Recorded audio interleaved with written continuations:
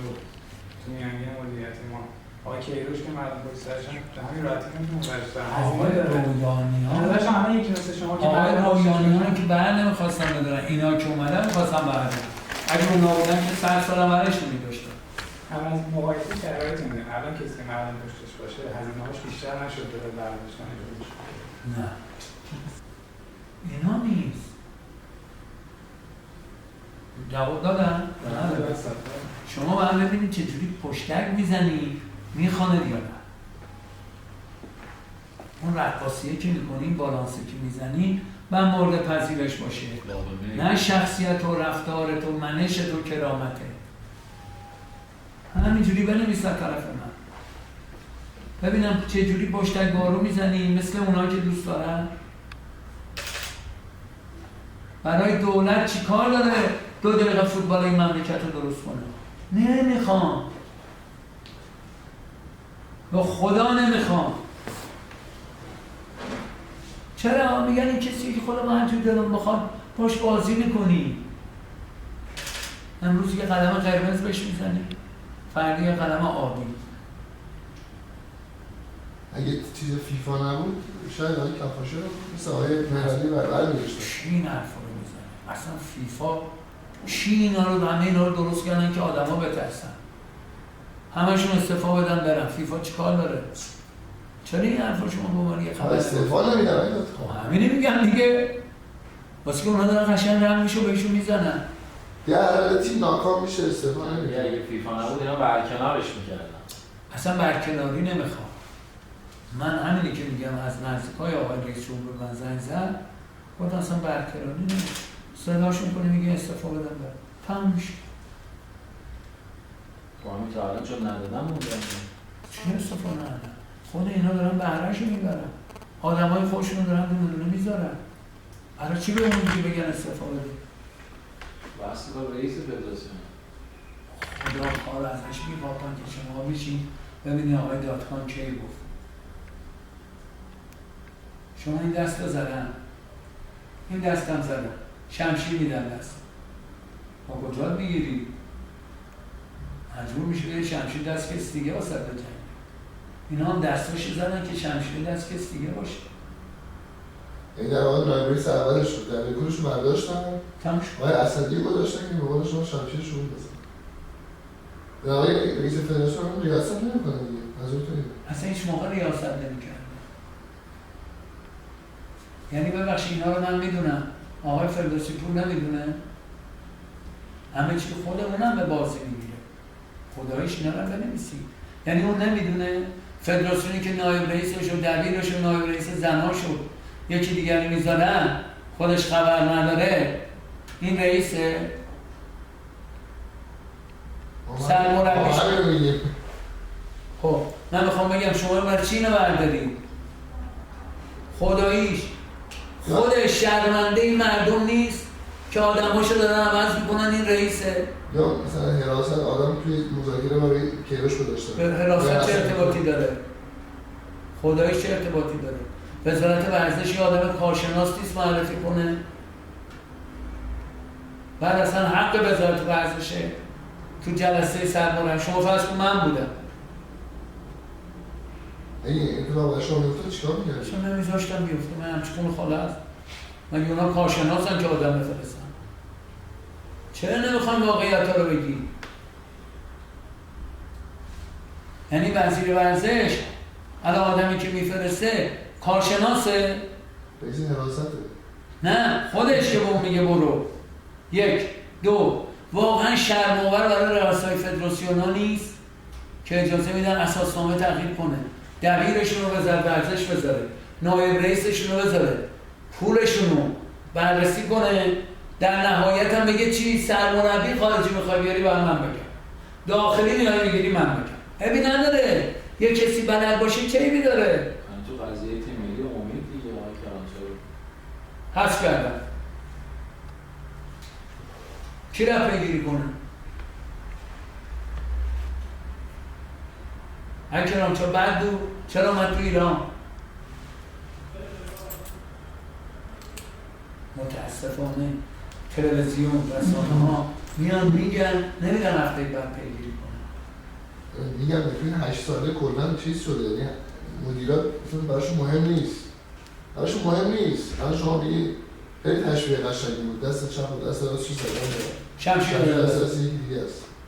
اگه یه جور دیگه بگم مثلا الان آقای کفاشیان میخواد تصمیم میگیره تیم ملی امید پول نداره، یکی مثلا حبیب کاشانی پیدا میشه میگه من تمام هزینه‌ها رو میدم. همین آقای هدایتی میاد کل هزینه‌های تیم امید رو میده. تیم ملی به عربستان تو تهران میبازه با اون همه تجهیزات. انتخاب خاکپور مثلا کارشناسی بود واقعا. خاکپور گزینه بهتری نداشتیم. حالا من یه سوال، من اصلا از بحث فنیش میام. این همه آدم اومدن تیم امیده بچن. 200 نفر براشون نرفت. افغانستان بازی با عربستان که دیگه افغانی‌ها نبودن. 200 آدم نرفت. اینا رو شما که کارشناسی، شما که خبرنگاری نباید برید تحلیل کنید. بازی کره شما یادم قشنگ 40,000 نفر. حالا من یه چیزی به شما بگم. من اگه خبرنگار می‌شدم به والله دارم. من اگه خبرنگار می‌شدم چه تلویزیون چه رسانه. وقتی یه مربی میومد عوام فریبی می‌کرد میگفت مردم وطنم، میگفتم خودت چقدر گرفتی. بخش زنده. بله، یعنی شما فکر کنید من خبرنگار اینو بودم میگفتم مربی رو میاره تلویزیون میگه آقا کیروش گرفت، فلانی گرفت. آقا ندیم.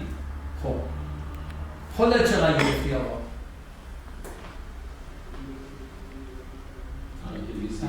بحث تموم میشه دیگه.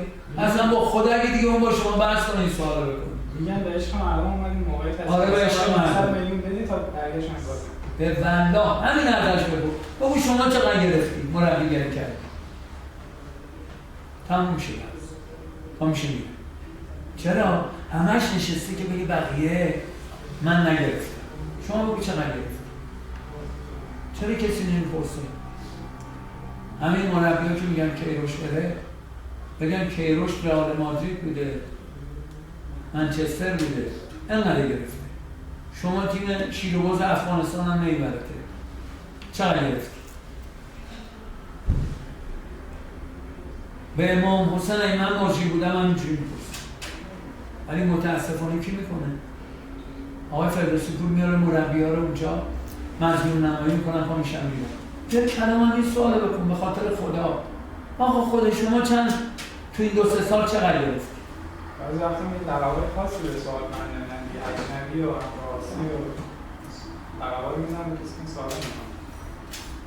هر که دم تلویزیون رد شد آقای فردوسی بود گفت ما یکی تماس گرفتیم بیاد نیومده، شما امشب بیا کارشناس.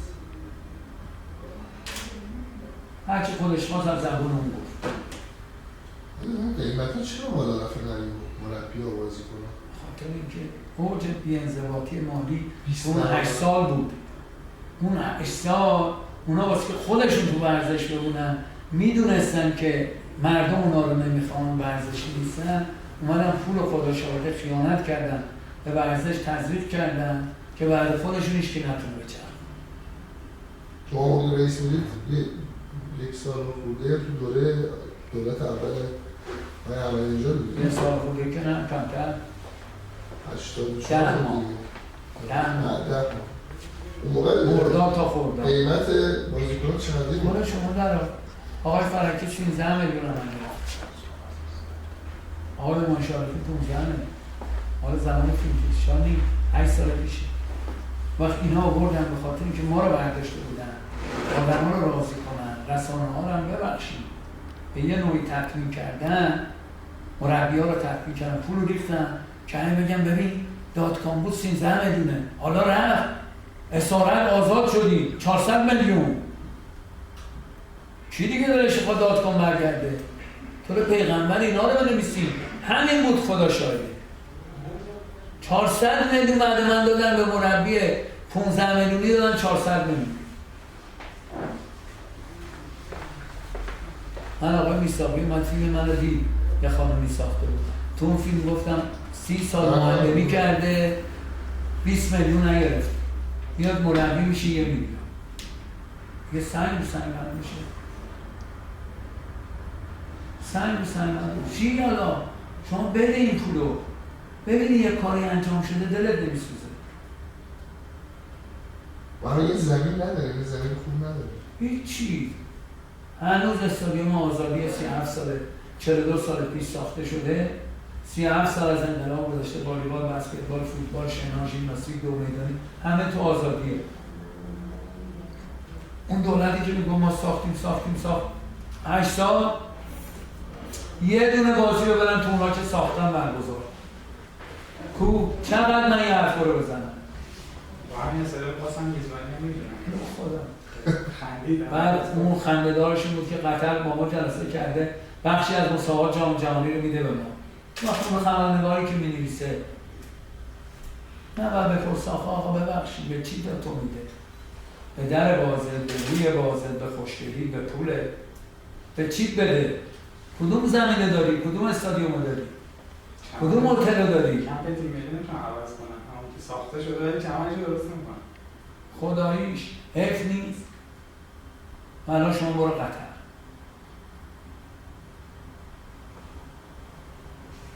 تا حالت فلوتینگ آزاد رو هوا. وقتی بازی ها شروع بشه اون استادیوم خنک 40,000 نفر باید 17 تا استادیوم استاندارد تغییر بده. چند تا چه داشت بقیه‌اش هم داره میسازه. قطر چی؟ 400,000 آدم. امارات 300,000 آدم. استادیومش بیشتر دیدیم مال قطر رو. باید زمین تعمیرش هم بغلش بود. ما نمیتونیم. چه کسی داره یه مدیر نیامده بکنه؟ من میگم اگه من از پول بازار برای پرسپولیس و استقلال و فدراسیون فوتبال نمیخریدم، الان می‌خواستم من کجا بشینم؟ چرا قبل من این همه رئیس فدراسیون بود، این همه مدیر عامل باشگاه پرسپولیس و استقلال بود نخریدم؟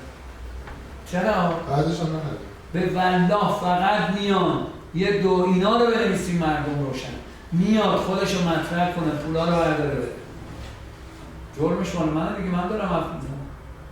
به امام حسین میاد دورش گمش برده کنه پولا رو بخوره صاحب اسم بشه بره. کو؟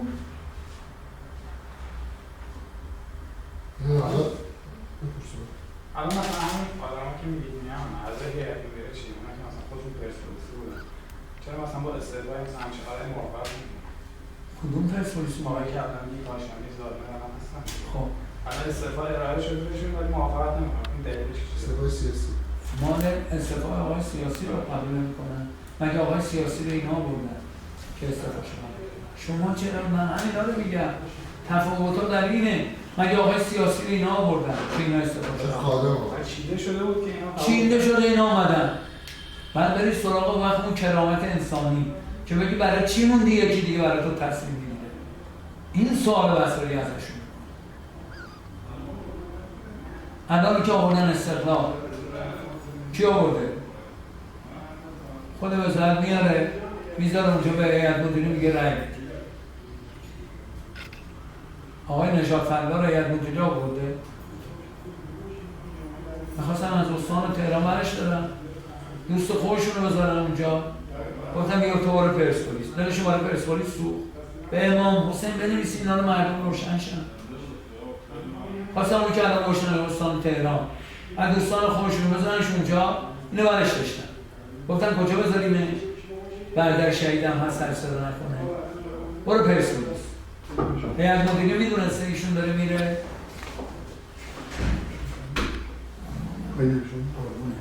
مخلص آقا چی میکنه؟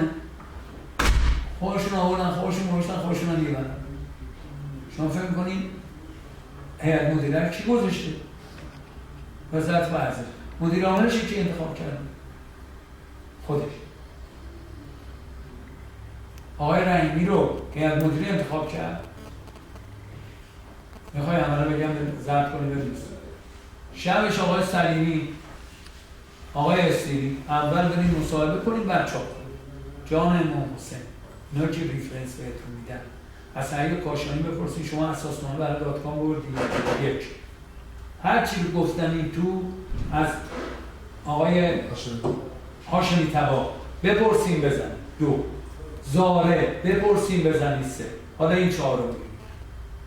آقای اسیدی و سلیمی شب اومدم شما آقای دادخواه صبح داریم میدیم مدیره انتخاب مدیر عامله جان قرآن پیغمبر امام حسین شما قبول کنید. گفتم خب شما فکر میکنید وزارت من نمیذاره؟ آقای اسیدی آقای سلیمی شهردار محترم خب ما باید رأی بدیم. گفتم اگه شما رأی دادید بپرس ازش که اینا رو که میگه. گفتم من این ریش 40 سالم میزنم 4 سال 5 سال قبل از انقلاب گذاشتم این حرفا چی میزنید؟ گفتن آقای دادخواه حالا شما بگید. فردا رفتم آقای رضا نعیمی رو آوردم جلسه معرفی کردم مدیران. کدومشون گفت نه؟ آقای رضا نعیمی رو بهشتم. کدوم هیئت مدیره گفت بنده؟ چرا؟ رضا نعیمی رفت به علی دایی گفت وزارت ورزش آقای گودرزی تو رو نمیخوام. گفتن آقای رضا نعیمی رو بهشت. البته رضا نعیمی هم چه اشتباه اومده بود نه بس میومد ولی مگه اون آورد تو هیئت مدیره؟ هیئت مدیره من آوردش رفت بعدی رو من هیئت مدیره آورد علی پروینی. شبش خدا شده به من زنگ زد با آقای دادخواه منو فرستاد. گفتم علی آقا اگر شما رو حکم دادن از در اومدی بیرون همه اینا رو میگم برین ازش بپرس.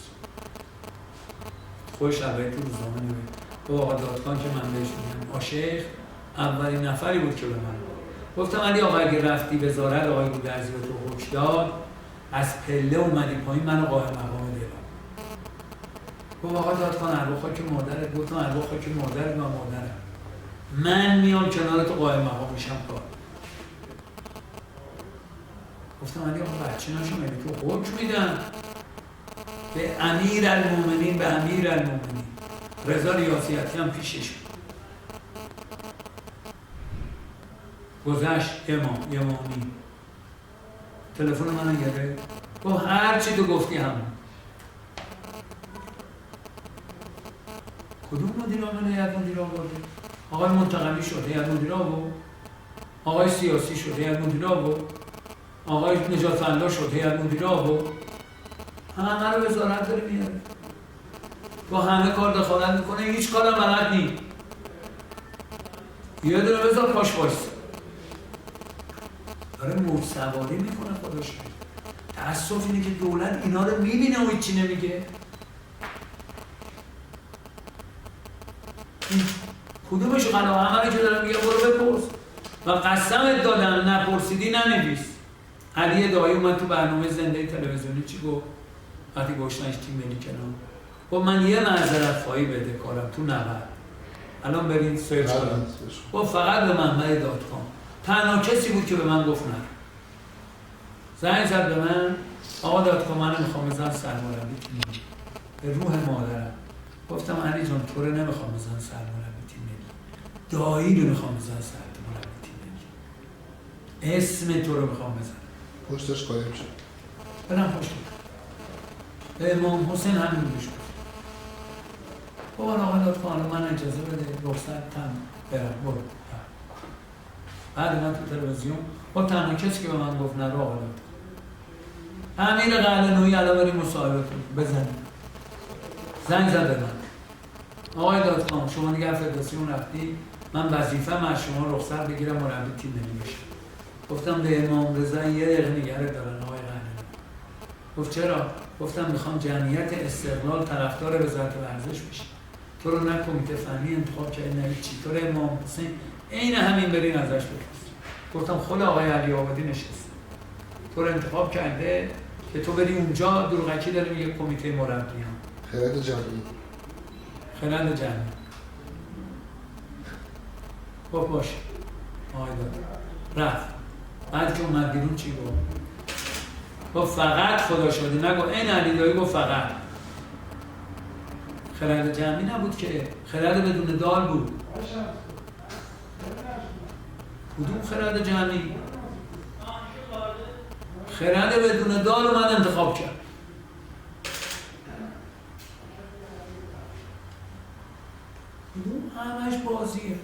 هیچ هم نمیگه. با خدا فقط مهم نماینده مجلس تحقیق و تفحص خدا بیامردش تو تلویزیون گفتن آقای یحیی زاده زنگ زد آقای دادگاه من تحقیق کردن شما بیا من بدم بگو. گفتم من گودزیلا بده کردی؟ خودت بگو. شما الان این نواره اگه کسی میخواد خدایی کار کنی مردم بپسندن از مردم بالاتر خدا نوار رسایی با من اون بخششو بذاری که با 2 هفته آینده 500 میلیارد هزینه میکنن که 1 میلیارد نه اونها رو من گفتم اون در من گفتم شما محاله گزارش کمیسیون اصل 90 راجع فدراسیون رو بگی با آقای دادگاه مطمئن باش میگم ظرف 2 هفته آینده گفتم تا ظهور آقای امام زمان همینجوری خدا شد کو ما 28 آذر رفتیم تا 28 اسفند میشه 3 ماه 28 فروردین میشه 4 ماه 4 ماه و 4 روز کدوم اعلام کردن؟ کو؟ برو الان سراغ آقای رسایی و خدا تفاوت من اینه من الان بودم خبرنگار میرفتم سراغش میگم آقای نوارته گفتی ظرف 2-3 هفته آینده 4 ماه و 4 روز گذشت کو؟ و قرآن اگه 4 سال دیگه هم اعلام کنم همونی که تو تلویزیون گفتن اون سمه تو پای همه هست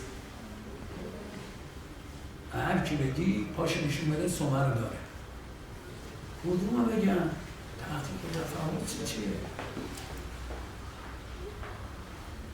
دلش آدم میسوزه استادیوم میاد بازی میکنه تیم ملی امید ایران 200 نفر استفاده بجوز هم 2005 200 نفر و افغانی ها به هم SMS میدن 90,000 نفر این بزرگترین بی‌آبرویی برای ما نی و کشور ما دولت ما نی که تیم ملی ما بازی میکنه امید 200 نفر 90,000 افغانی میاد میشینه کی گفت؟ بزرگترین نیست تیم فلسطین میخواد بیاد با ما بازی کنه نمیاد ایران بعد اون مصاحبه ها رو میکنه چی جوابشو داد؟ خداییش کوچیک داریم نمیشیم فلسطین بیاد کاپیتانش و سرمربیش بر علیه ایران اون مصاحبه ها رو بکنه آدم دلش نمیسوزه کجاییم؟ اصلا دیگه احترامی، حرمتی، کرامتی، وطنی، دینی همه اینا زیر سواله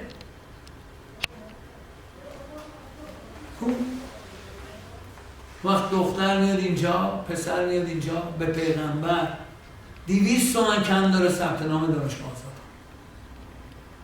200 تومن 2 میلیارد 2 میلیارد و 500 میلیون ببرم برای کدوم فوتبال خدا شده کدوم بازیکن نابغه‌ای کدوم استعدادی هیچ چی می‌نویسه هیچ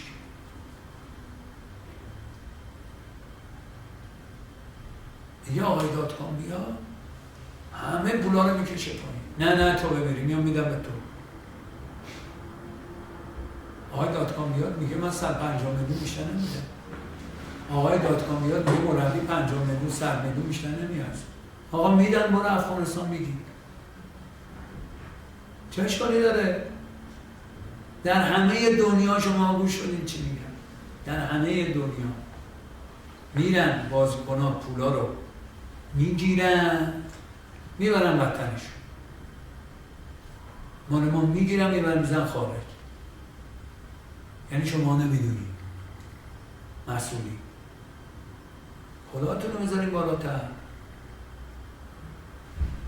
همین بازیکن برزیلی تو پرسپولیسه پولو میگیره چیکار میکنه شما جوونی میبره برزیل برانکو پولو میگیره کجا میبره کشورش کرواسی کنار دریا مثلا 2 تا پلاژ میخره ما چی اما میان اینجا مربیگری میکنن پولو برمی دارن میرن بازیکنامون هم پولو میگیرن میبرن بیرون این وطنه این عشق به ایرانه. آخر فصل هم میشه شما نیا کن فوتبال ها چیه؟ همه خسته مریض که قرارداد 2 میلیاردی ببرن. امروز یکی از مسئولین استقلال خودشه داشت به من میگه آقای دادکام بازیکنی که 350 میلیون گرفته الان 1 میلیارد ما گرفته از الان هم داره میگه اگه فصل بعد بخوایم بمونیم 1 و 400. خواهی بگم کی بود از استقلال و بازیکن کیه؟ من همه چیزم رو راست. کی؟ خب نه ضبطش نه. خب مخفف میکنم. حالا بعدا قش بگید. حالا بعدا. مدیر رو بگید داره. می دیگه نمیست. خب میگه آقای دادکام بگم الان چه اشکالی داره؟ میگه من نه این حرفا نیستم. اونم میرشاد ماجدی زنگ بزنیم بهش دیدین حرفای من صحت داره بنویسید. این 6مین ریفرنس که دادم ازت خواهش کردم بنویس. بپرس بعد مطلب اینجوری خوب میشه. آقای دادکام که اینا رو گفت رفتیم با آقای هاشمی تبا زنگ زدیم. آقای دادکام که اینو گفت به زاره سهن زنگ زدیم صحت گفته. آقای دادکام اینه که گفت به میرشاد ماجدی زنگ زدیم. به امام رضا اسم فوتبالیست رو برد. آقای دادکام 350 میلیون تومان داده. امسال 1 میلیارد گرفته. و هنوز 4 تا بازی مونده تموم شد. اومده به من گفته من از فصل دیگه خود 400 ساعت چند؟ 12 یه را به 1 میشاد زنگ زده 1 میلیارد 400 پول کی؟ کدوم بازی کن؟ میارزه 1 و 400 تو تیمتون تو تیم پرسپولیس به والله میگو آقای دادکام 300 تومن 350 تومن دادیم بخشش هم ندادیم. امسال 1 میلیارد بسته 4 تا بازی مونده تموم شد. اومده به من میگه دیگه اسمش هم گفتم که 1 و 400 بدیم. از الان یه تیم من خواست. این عشق وطنه، عشق باشگاه استقلاله، عشق باشگاه پرسپولیسه. چی کرده؟ مسئولین پولو میان میریزن تو شکم اینا. چرا خودش بمونه؟ رقم ها رو کی برد بالا؟ توی من میکنم شما بگیم به من مدیرهای غیر فوتبالی مدیرهای فوتبالی کدوم بیشتر همه؟ سپاهان، پرسپولیس، استقلال.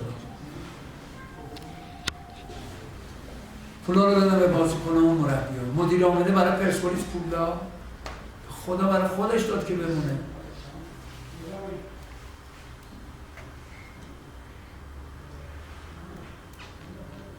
شما که میگی آقای هدایتی دیشب میگی آره که شما نوشتی گفتی من نمیگفتم.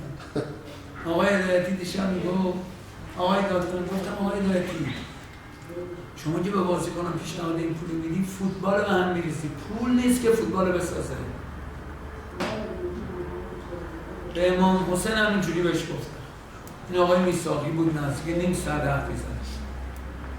گفتم فکر نکن پولی که فوتبال بسازه. بخشیشه. مگه ببخشید تیم الان فولاد خوزستان این بچه‌ها دیشبی تحریف میکرد خدا لذت می‌بردن. آخ ببازه 19 سال 20 موهاش همه معلومه بوره. شما یادتون نمیاد 7 بازیکن تیم ملی از فولاد خوزستان بود با من دفاع کرد. صفر. همه روزنامه‌ها رو خودم جوابشون میدادم. کعبی، بداوی، کاملی، علوی، ایمان مبعدی، نه میرزاپور که بزرگ بود. کعبی دفاع چپ بازی میکرد. نه کعبی، کاملی، بداوی، نه اون مال شیراز بود. این علوی 7 تا از خوزستان داشتیم تو تیم. 6 تاش انتخاب می‌کردن 5 تاش فیکس بازی می‌کردن. تیم فولاد خوزستان ضرر کرد به پیغمبر 15 میلیون. روح مادرم 15 میلیون شد. 15 میلیون بودن. مالی که 9 سال پیش 15 میلیون. چی اومد فوتبال رسون اینجا؟ الان میرن لیگ 1 بازی میکنن، فوتبال 4 سال تمومه، 350 400 داره میگیره، 4 سال خدا شده اسم نبرن، فوتبالش تمومه. تو استقلال و پرسپولیس هم بازی میکنه، 400 میلیون گرفته. الان لیگ 2 هم بعضی ستاره ما میرن رو میگیرن. خود بازیکن هم اشباه میشه، 1 میلیارد بازیکن 20 ساله بدیم 20 ساله. انگیزه مربیش هم اشباه شده. بحث دیگه چی کار میکنی اینقدر میگیری؟ میان میگن آقای مال بایر مونیخ گواردیولا، خب هر چی میگیره للهی کمش نی، هر چی میگیره. بازی 3-1 باختره میاد 6 تا میزنه با چه تراوتی، هر چی میگیره کمش نی. آقای بکنباور مصاحبه کرد گفت تیم بایر مونیخ خواب بوده ولی برگشت بس همه بیدار باشه. شنیدید این مصاحبه بکنباور رو؟ همه بیدار نبودن، نگفت بیدار، گفت بیدار بس بشه. 6 تا زد، تحقیرشون کرد، 5 تا دیگر میخواست بزنه میتونست بزنه. خب شما به این مربی نباید بگی آقا بدن؟ مال ما یه مربی بیاد قبل بازی بگه من این بازی چند در میارم. من گواردیولا نمیاد مصاحبه کرد، گفت مطمئن باشین ما در استادیوم خودمون این بازی رو به راحتی در میاریم. نه نگو شامت اینو داشت که بگه تیم من با حادثه باخت، در میاریمش تو مونیخ و در.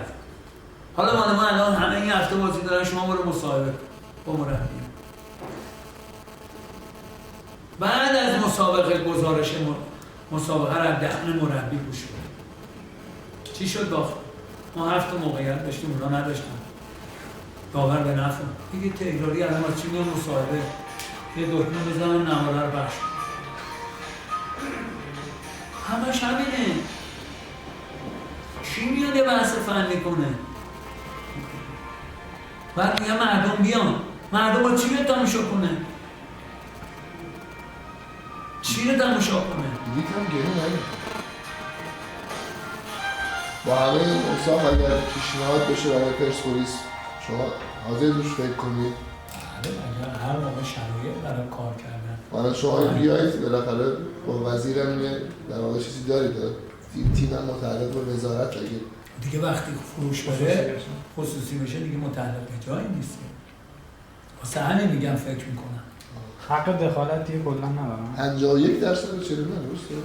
چیزی نه 100% اگر واقعی برگزار کنن. سوال خیلی خوبی کردی. میای وقتی خصوصی بشه آدم با خصوصی باشه چرا کار نمی‌کنه؟ یه شایعه‌ای هست که میگن اسامی رو تایید کنن وزیر ورزش. کسی که بخوام بذارن تو باشگاه. سازمان خصوصی زدی اعلام کرد. این شرایط میشه همین چیزا بود. یه جورایی حکومت مشروطه حساب می‌کنه.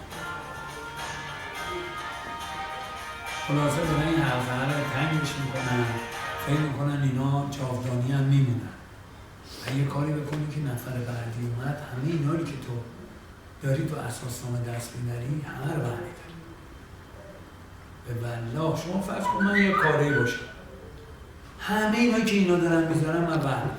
تو رو خدا اینو بنویس. اگه روزی من یه کاری باشم این میشه به یه فدراسیون بگی نایب رئیس تو من میدم، دبیر تو من میدم، سرمربی بیاد تو کمیته کارشناسی من رأی بگیره انتخاب بشه. چی اون کمیته کارشناسی؟ روم نمیشه خدا شاید بگم. خاک تو سر این رؤسای فدراسیونایی که زیر بار این ذلت برن. همین پیروز یه رئیس تکمل شد. دبیر تو من میدم، نایب رئیس تو من میدم، بخش مالی تو من میذارم، مربی تا من انتخاب. آقا توجیه شده میگه پول میدن به فدراسیون ها؟ میدن یعنی چی؟ من شما نوکر میخریم.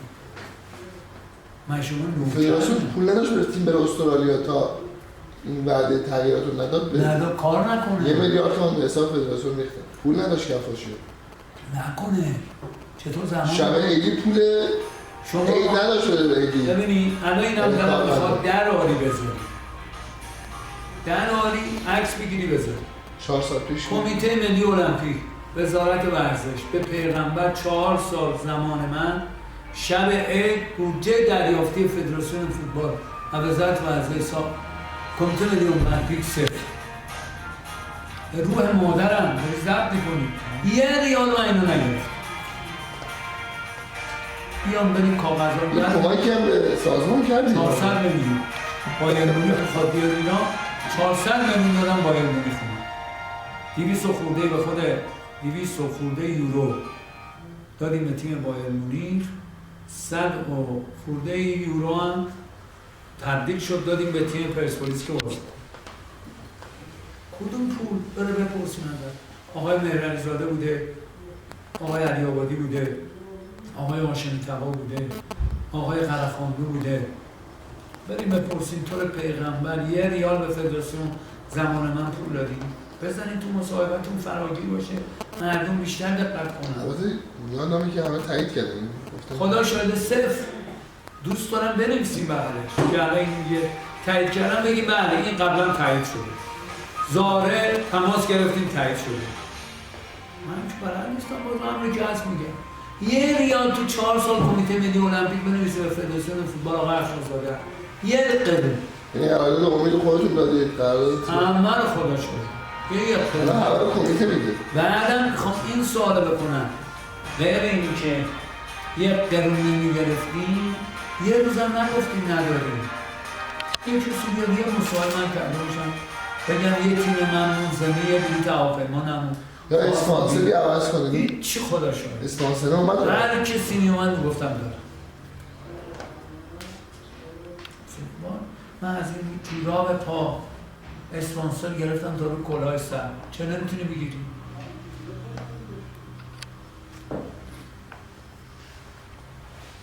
خب خسته نباشید من شما دلمونم پر حالا این 9 اردیبهشت شاید احتمال فروش هست من میپرسیم حالا هر چی قبلش گفتم هیچی من باورم نمیشه حالا بشینیم بریم قیمت به نظرتون اصولیه 290 میلیارد اینا یه چیزی گفتن کسی نخره هدایتی پیدا شد